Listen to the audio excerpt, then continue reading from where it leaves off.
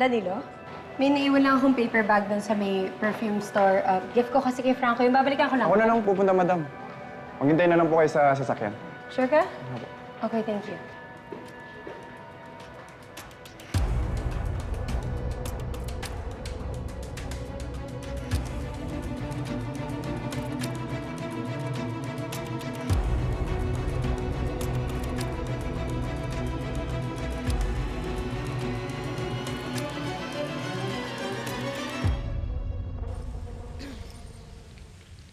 Christy, talaga bang ayaw mong samahan kita na sundin si Tori sa airport? Hindi na po, Ma. Kaya ko na ito mag-isa. Dito na lang po kayo sa bahay para may kasama rin si Jeremy at Ate Meldy. Sige, ikaw ang bahala. Mag-iingat ka, ha? Salamat, Ma. Drive safely, pa. Text ko na lang po kayo mapagpauwi na rin ako. Okay, okay. Thank you. Alright.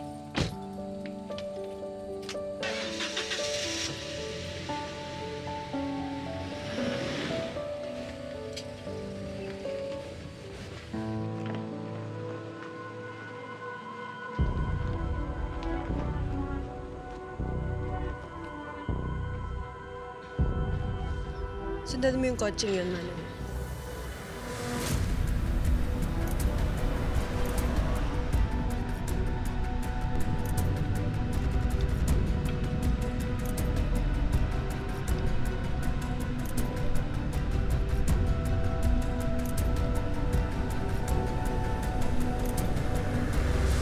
Opo, Ma. Dumaan lang po kami para mag-ice cream ni Tori. Opo, hindi ko mapigilan, Ma. Hindi ko na po kausap si Jordan tungkol dyan, Ma, kasi kailangan na rin po nilang umuwi ni Junior, eh. Kung tungkol lang po kay Tori, Ma, okay kami. Basta magkita na lang po tayo sa bahay. Sige po. Okay po, bye-bye.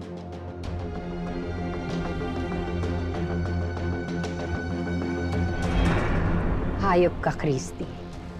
Dahil sa'yo, tinalikuran ako ni Jordan. Nawala rin sa akin ang anak ko, kaya magpakasaya ka na. Dahil bilang na ang maliligayang araw mo, sisirain ko na ulit ang buhay mo.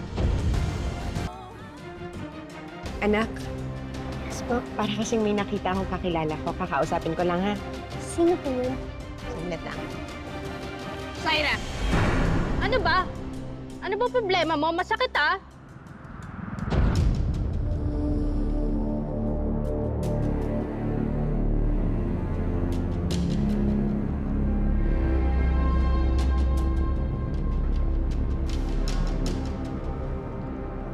Halika na, anak. Uwi na tayo. Sino po siya? Hindi ko pala kakilala, eh. Sige, ako na tumunta sa saglit.